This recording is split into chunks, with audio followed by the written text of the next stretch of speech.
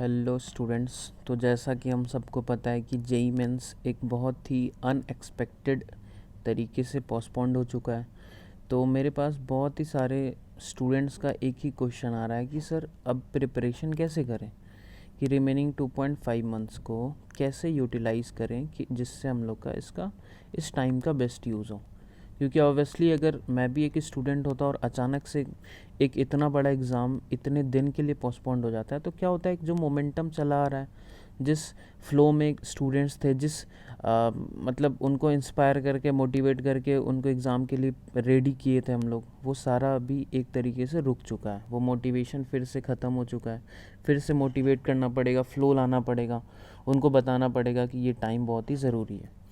तो मैं आपको एक बस सजेशन के फॉर्म में ये वीडियो बना रहा हूँ, जिससे आपको अगर ये सही लगे तो आप इसको फॉलो कर सकते हैं। तो सबसे बड़ा कन्फ्यूज़न है कि अभी मेंस पे फोकस करें या एडवांस पे। ठीक है, अब मैं आपको यही बोलना चाहूँगा कि एडवांस के लिए ना टाइम कम मिलने वाला है इस बार। मे बी ऐसा हो क्योंकि जेई मेंस ऑलरेडी इतना लेट हो रहा है। एडवांस 3 जुलाई को था, तो वो ऑलरेडी इस चीज़ का गुस्सा निकालने के लिए वो क्या कर सकता है कि टाइम कम दे, हो सके 15 डेज़ टू 20 डेज़।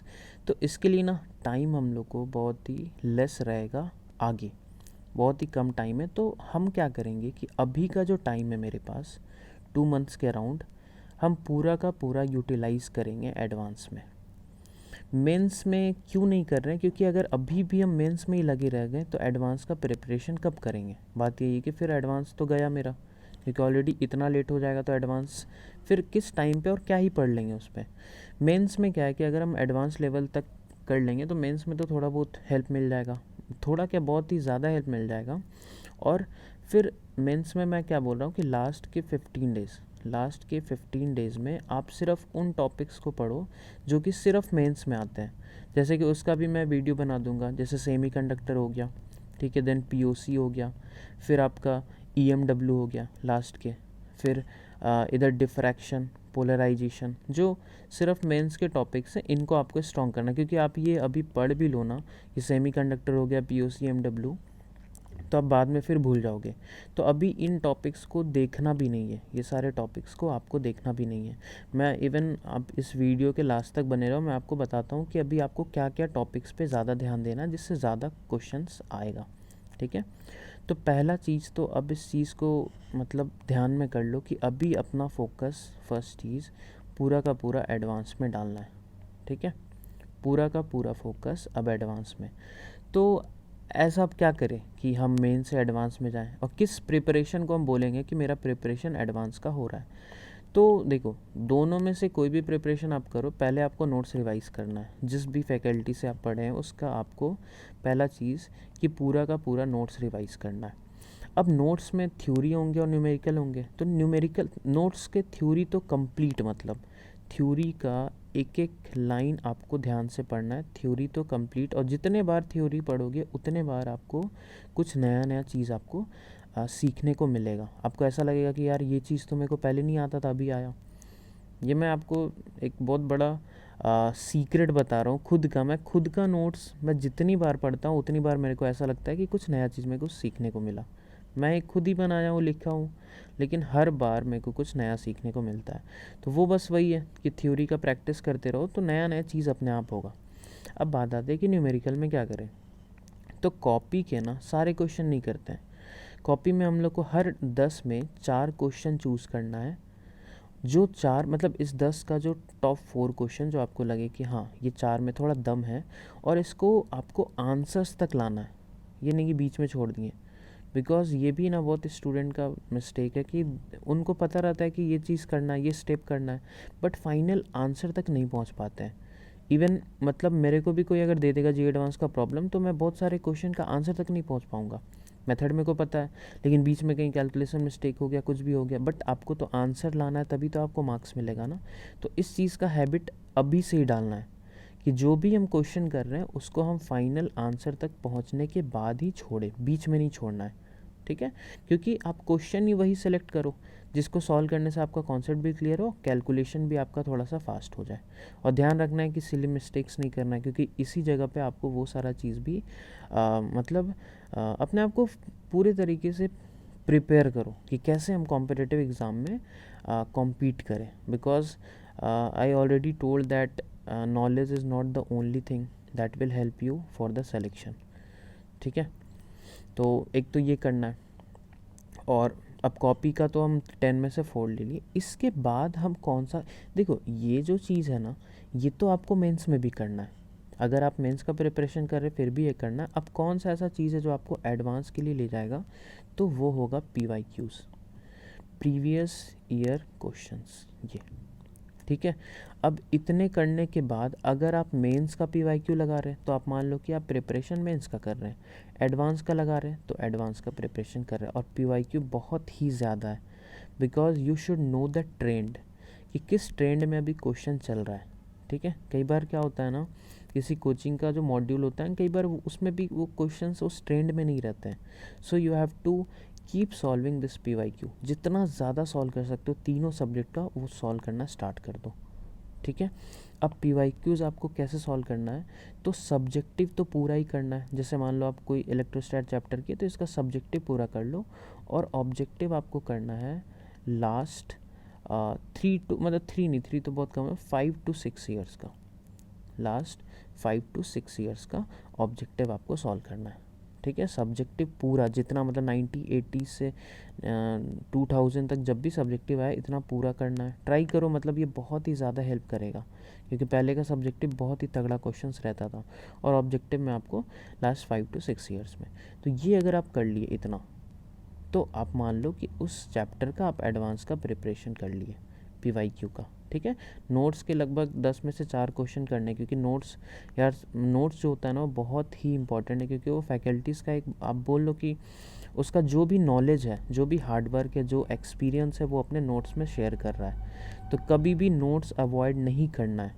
अगर आपके पास कुछ भी नहीं है पढ़ने के लिए, तो भी सिर्फ नोट्स में इतना दम होता है कि आपको मेंस में सिलेक्शन करवा दे। ठीक है, बट एडवांस के लिए आपको मतलब क्वेश्चंस तो करने ही पड़ेंगे। तो ये तो पहला चीज़ कि हम लोग का अभी फोकस होना चाहिए एडवांस के लिए। अब दिक्कत आता है कि जो बच्चे का अभी एग्ज़ाम में, मतलब जिनका अभी 12th का एग्ज़ाम है, तो 12th के एग्ज़ाम के जो स्टूडेंट्स हैं वो क्या करें, तो जस्ट अ मिनट, उनके लिए भी मैं एक तरीका बता रहा हूँ जिससे वो थोड़ा सा हेल्प मतलब ले सकते हैं। कि जैसे मान लो ना कि जो स्टूडेंट्स अभी 12th में, तो उनको क्या, वो क्या करें ना कि अपने 12th के टॉपिक्स को अच्छे से प्रिपेयर कर लें। क्योंकि जैसे मान लो अब आपको पढ़ना है कैपेसिटर, तो आप बोर्ड लेवल का कैपेसिटर पढ़ लिए, बोर्ड लेवल का थ्योरी जो भी था वो पढ़ लिए, थोड़ा सा आप बढ़ के नोट्स पढ़ लो इससे, मतलब जो भी आप फिजिक्स के कॉम्पिटिटिव जेई का नोट्स है वो कर लो।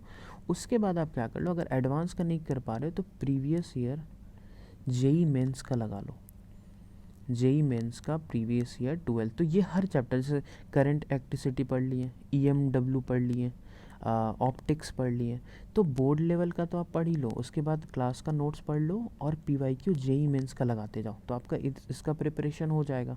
सारे सब्जेक्ट में ऐसा कर सकते हो। नहीं तो अगर आपके लिए उतना 12th मैटर नहीं करता है तो you can directly go with this. ठीक है, तो ये तो 12th के स्टूडेंट्स के लिए हुआ। अब यहाँ पे ये चीज़ है कि कितना टाइम हम एक दिन में पढ़ें, एक दिन में हम कितना टाइम दें जिससे ये सारा चीज़ मेरा स्मूथली चले। तो टाइम मैनेजमेंट का जहाँ तक बात है, देखो आपको जेई एडवांस के लिए थोड़ा सा ना, मतलब वो चाहिए पागलपन। इवन पागलपन ऐसा बोल लो कि आपको किसी भी काम में एक्स्ट्रा ऑर्डिनरी बनने के लिए थोड़ा सा पागलपन चाहिए होता है। जो जैसे कई बार क्या होता है ना, इंसान ये चीज़ बोलता है कि यार भूख प्यास नींद सब मतलब भूल जाओ ऐसा, तो वो फेज़ एक्चुअल में आता है कि नहीं। क्योंकि स्टूडेंट्स का यार मतलब 15 मिनट एक्स्ट्रा क्लास लो, 20 मिनट एक्स्ट्रा क्लास, तो उनको तो भूख लगने लग जाता है। तो फिर वो स्टेट कैसे अचीव करें, तो वो यहाँ पे ही आता है कि अगर आपको सच में एडवांस क्लियर करना है तो आप कम से कम 16, मतलब 12 to 16 आवर्स आपको पढ़ना ही पड़ेगा। 8 आवर्स में आप जो भी स्लिपिंग ईटिंग जो जो करना आप इसमें कर लो। ठीक है, 7 आवर्स तो स्लिप कर लो, बाकी खाने पीने का यार, ठीक है, स्लीपिंग और ईटिंग जो भी है। और अब नहीं भी नहाओगे तो चलेगा, कोई ऐसा दिक्कत नहीं है कि यार आपको कोई सूंघने आ रहा है या कुछ भी ऐसा दिक्कत है। अभी अपना टाइम पूरा का पूरा यूटिलाइज़ करो पढ़ाई में, ठीक है। उसके अलावा कुछ भी दिमाग में नहीं रहना चाहिए। मतलब इनफैक्ट अपने आप को ऐसा बना लो कि सोने भी जा रहे हैं तो सपने में मतलब पढ़ाई का चीज़ आ रहा है। और ये चीज़ हम एक्सपीरियंस कर लिए, इसलिए हम बता रहे कि ऐसा भी होता है। मतलब सपने में जो चीज़ आप ज़्यादा सोचोगे वो जो वाला चीज़ आता है, ठीक है। तो टाइम मैनेजमेंट का आपको इतना कम से कम पढ़ना है। और तीनों सब्जेक्ट को इक्वली, अगर आपका तीनों सब्जेक्ट, अगर सब्जेक्ट्स आपका तीनों बराबर है, ऑल इक्वल चल रहा है, अभी मतलब आपको नहीं लग रहा है कोई आपका वीकनेस है स्ट्रेंथ है, तो you have to equally divide the time को भी इक्वली डिवाइड कर देना है, ठीक है। लेकिन आपको लग रहा है कि यार मेरा तो मैथ्स वीक है, तो अभी ही टाइम है अपने वीकनेस को थोड़ा सा ऊपर, मतलब उस वीकनेस को हटाने का, उसको स्ट्रेंथ में कन्वर्ट करने का। अब मैं ऐसा तो नहीं बोल रहा हूँ उस मैथ्स में वीक है तो उसको स्ट्रॉन्ग कर लो, बाकी सब्जेक्ट वहीं का वहीं रह जाए, तो ऐसा नहीं करना है। हमको क्या करना है, जैसे मैथ्स अगर मान लो मेरा वीक पॉइंट है, सो हम क्या करेंगे, इसमें थोड़ा ज़्यादा टाइम देंगे। मतलब अगर हम इसमें 15 आवर्स भी मान लें, so I can give 7 hours to maths, ठीक है। और 4 आवर्स हम किसी और फिजिक्स को दे दिए और 4 आवर्स केमिस्ट्री को दे दिए, ठीक है। कब तक, जब तक मेरा बाकी मतलब ये मैथ्स उस लेवल तक नहीं आ जा रहा है जहाँ मेरा फिजिक्स केमिस्ट्री है, ठीक है। अगर आपको लग रहा है कि आपका फ़िज़िक्स वीक है तो फिज़िक्स में आप ज़्यादा टाइम दो, क्योंकि देखो सिलेक्शन क्या है ना, टोटल मार्क्स पे होने वाला है, ठीक है। तो we have to work smartly, क्योंकि एक सब्जेक्ट को ज़्यादा स्ट्रॉन्ग करने से कितना ही मार्क्स ले आओगे, 80 प्लस जाने में बहुत टफ, मतलब 80 के बाद ऊपर जाने में 80 प्लस या 90 प्लस ऐसा में बहुत टफ हो जाता है किसी भी सब्जेक्ट में, क्योंकि कुछ ना कुछ ऐसा क्वेश्चन आ जाता है जिससे मतलब सॉल्व होना, या मतलब वो सुने ही नहीं रहते यार ये कैसा क्वेश्चन आ गया, न्यू क्वेश्चन जो होता है। तो इससे अच्छा हम क्या करेंगे कि हम अपना डोमेन बढ़ा लेंगे, कि हम सारी चीज़ जान के जाएंगे। मतलब मेरा फॉर्मूला सारा क्लियर है, कोई टॉपिक हम छोड़े नहीं हैं, सारे टॉपिक में हम मतलब सारे चैप्टर में सारे सब्जेक्ट में हर चीज़ हम पढ़ लिए, तो ज़्यादा चांसेस है आपका क्वेश्चन सॉल्व होने का। उस कंपैरिजन से कि जैसे आपने क्या किया, एक चैप्टर को पढ़ लिया, एक को छोड़ दिया, अब जिसको पढ़ा उससे भी क्या गारंटी है कि क्वेश्चन बन ही जाए, ठीक है। तो ट्राई करना है कि यार सारा चीज़ ना थोड़ा सा, क्योंकि अभी ये जो टाइम मिला है ना उसके अकॉर्डिंग मैं बोल रहा हूँ कि यू कैन डू इट, और मतलब अपना जो वीकनेस है उसको स्ट्रेंथ में कन्वर्ट कर सकते हो, ठीक है। तो यार इतना तो मिनिमम बना लो। और एक चीज़ है कि यार अभी का जो जैसा वेदर चल रहा है, नींद तो खूब ही आता है, मतलब गर्मी का दिन में ऐसे भी तो बहुत नींद आता है। तो आपको क्या करना है ना, पहला तो लिक्विड, मतलब जितना पानी पी सको, मतलब वाटर तो ऐसा मान लो कि यार 4 लीटर भी अगर पी पा रहे हैं तो बहुत सही है। और वैसे भी गर्मी में तो यार जितना पानी पी सको। सीजनल फ्रूट, मतलब सेब और केला का अगर हम मतलब छोड़ दें, क्योंकि ये तो यार पूरा ऑल मतलब 12 मंथ के लिए अवेलेबल है। सीजनल फ्रूट में जैसे आप देख लो, अंगूर हो गया, मतलब अंगूर आप बोल लो, उसके बाद आप ऑरेंज बोल लो, विटामिन सी आपको अच्छा खासा दे सकता है, ठीक है। क्योंकि कैल्शियम विटामिन का कमी कब बॉडी में हो जाए पता ही नहीं चलता है। अब मैं भी इतना अच्छा डाइट रखता हूँ, अचानक से विटामिन B12 का कमी हो गया था मेरे को, तो ये हो गया, ये हो गया। फिर आप पपीता खा सकते हो, बहुत ही फ़ायदेमंद फल है। तो ट्राई करो कि हैवी फूड नहीं खाना है आपको, जितना लिक्विड में या फ्रूट्स में रह सकते हो उतना ज़्यादा। सैलड, रोटी चावल ज़्यादा नहीं खाना दिन में, नींद नहीं तो नींद लगेगा यार, और अभी का जो टाइम है वो बहुत ज़्यादा इम्पोर्टेंट है। तो ये सोच के वक्त को बर्बाद नहीं करना कि यार अभी तो बहुत वक्त पड़ा है, क्योंकि यही जो सेंटेंस है ना कि अभी तो बहुत वक्त पड़ा है, यही इंसान को डुबा देता है। क्योंकि जितना आप सोचोगे कि अभी बहुत ज़्यादा वक्त है, उतना ज़्यादा आप लेज़ी होते जाओगे। क्योंकि ये ह्यूमन एक मतलब ऐसा आप बोल लो कि हर इंसान के साथ होता है कि आप उसको ज़्यादा वक्त दे दोगे तो वो यूटिलाइज़ नहीं कर पाता है। सो हमारे पास वक्त ज़्यादा नहीं है। अगर आप एडवांस का प्रिपरेशन कर रहे हो तो इस वक्त को आप देखोगे तो बहुत ही कम है एडवांस के लिए। तो बहुत ही इफ़ेक्टिवली हम लोग को यूटिलाइज़ करना है। अब बस हम आते हैं कि आपको फ़िज़िक्स में क्या क्या इम्पोर्टेंट कर लेना है, ठीक है। बाकी सब्जेक्ट का तो आप अपने रिस्पेक्टिव फैकल्टी से पूछ लो, बट फिज़िक्स में ना मैं 2 पार्ट में जैसे डिवाइड किया हूँ, 5-5 चैप्टर का, ठीक है। तो मैं आपको बताता हूँ पहले जो 5 चैप्टर से वो क्या क्या। पहला तो आपका आ गया इलेक्ट्रोस्टैट्स, ठीक है। सेकंड आ गया ऑप्टिक्स। थर्ड है modern physics. Third modern physics, fourth है थर्मोडाइनमिक्स, और फिफ्थ है रोटेशनल मतलब रिजिड बॉडी डायनेमिक्स। तो ये जो चैप्टर्स हैं ना, you can say they are the core of the physics. मतलब ये एक अलग ब्रांच है थर्मोडायनेमिक्स, मॉडर्न फिजिक्स, इसमें कोई लिंक नहीं है, ऑप्टिक्स कोई लिंक नहीं, इलेक्ट्रो कोई लिंक नहीं। मतलब चारों ना यू कैन स्टडी, मतलब आपको ऑप्टिक्स नहीं पता है तो आप इलेक्ट्रोस्टैटिक्स पढ़ सकते हो, कोई लिंक नहीं है। इलेक्ट्रो नहीं पता है आप थर्मोडायनेमिक्स पढ़ सकते हो, थर्मो नहीं पता आप मॉडर्न फिजिक्स पढ़ सकते हो। मतलब कहीं कोई लिंकेज ही नहीं है। थोड़ा बहुत मॉडर्न में फोटो इलेक्ट्रिक इफेक्ट में E/V का यूज़ आएगा इसके साथ, लेकिन वो थोड़ा बहुत आइडिया सबको होता है। तो ये एक ब्रांचेज हो गया फिजिक्स का, ऐसा आप बोल सकते हो, अलग, इसीलिए इनको कोर कहा जाता है। और मतलब ये अकेला ही मेंस में मेरे को जहाँ तक लगता है कि 7 to 8 क्वेश्चंस तो इन पे है, 7 to 8 क्वेश्चंस इन चैप्टर्स में। जेई एडवांस में आप सारे से 2-2 क्वेश्चन मान लो, सारे से, ठीक है। तो 10 क्वेश्चन मतलब 30 मार्क्स तो यहाँ पे है। तो इनको स्ट्रॉन्ग करना बहुत ज़्यादा ज़रूरी है, ठीक है। ये पांचों, अब कौन ज़्यादा इम्पोर्टेंट है वो इसमें तो नहीं बता सकते, पांचों ज़्यादा इम्पोर्टेंट है। अब इसको क्या टारगेट रखना है ना, देखो आपका टारगेट यही होना चाहिए कि फर्स्ट के 20, इसका टारगेट रखो आप 20 डेज़, हर चैप्टर को 4 डेज़ दो।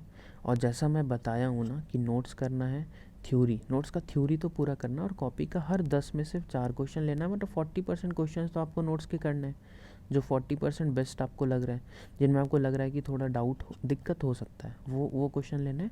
उसके बाद PYQ कर लो। अगर 4 दिन में नहीं हो रहा तो you can go for 5 days.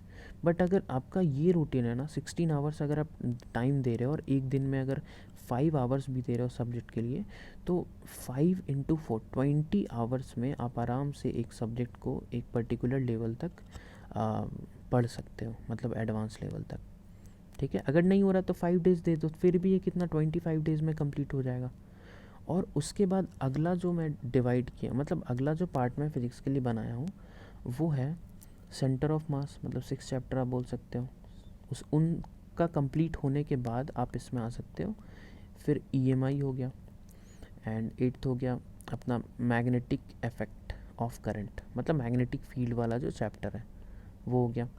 फिर 9th हो गया NLM फ्रिक्शन, क्योंकि थोड़ा बहुत मैकेनिक्स आपको आना ही चाहिए, अभी तक मैकेनिक्स का कोई भी वैसा चैप्टर नहीं था। और then you can go for waves, waves में वही साउंड स्ट्रिंग दोनों ही हो जाएगा, ठीक है। और मेंस में इसमें आपको वेव ऑप्टिक्स भी पढ़ सकते हैं, क्योंकि वही इंटरफेरेंस ये सब पे सारा, तो ये आपको करना है। अब ऐसा नहीं कि जो चैप्टर में छोड़ दिया वो इम्पोर्टेंट नहीं, करंट, कैपेसिटर सारा ही इम्पोर्टेंट है, लेकिन आपका प्रायोरिटी इस फॉर्म में होना चाहिए। और इनको कंप्लीट करने में सबको मतलब मान लो कि 3 दिन में, मतलब 15 दिन में ये सब हो जाना चाहिए। 15 डेज़ आप यहाँ पे दे दो। तो अगर आप ऐसा इधर 20 और इधर 15, अगर 35 डेज़ में आप ये 10 चैप्टर कर लोगे तो बहुत ही ज़्यादा हेल्प आपको मिल जाएगा।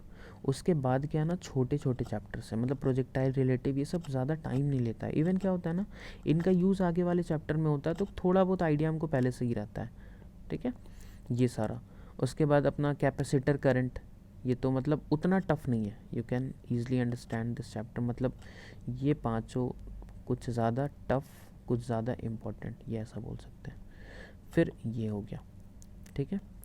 तो आई होप इसके अलावा भी अगर आपको कोई डाउट है कि अब देखो, जैसे अगर मान लो आपने एडवांस में प्रिपरेशन कर लिया यहाँ तक, मतलब स्मूथली जैसा करना था, और इसका टारगेट मान लो आप 5 जून तक, 5 जून तक आपको जो एडवांस में करना है कर लो।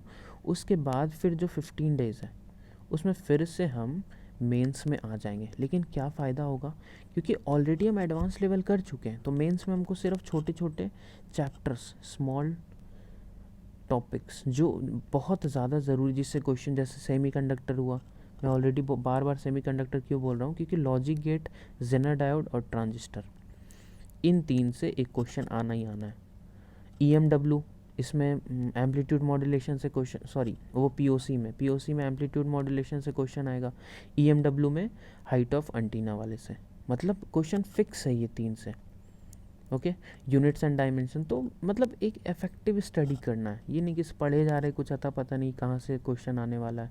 तो इसलिए पीवाईक्यू बनाना हर सब्जेक्ट का। और ऐसा ना आप क्या करो, ये 2 पार्ट में जो मैं फिज़िक्स में किया उसी तरह आप मैथ्स में पता करो कि कौन सा वो 5 टॉपिक है वो जो सबसे इम्पोर्टेंट है, फिर कौन सा जो 5 टॉपिक है जो उसके बाद इम्पोर्टेंट है। ऐसा ही केमिस्ट्री में करो। तो ये 10-10 टॉपिक भी अगर आप ये 2 महीने में एडवांस लेवल कर लोगे तो बहुत ही ज़्यादा आपको हेल्प मिलेगा।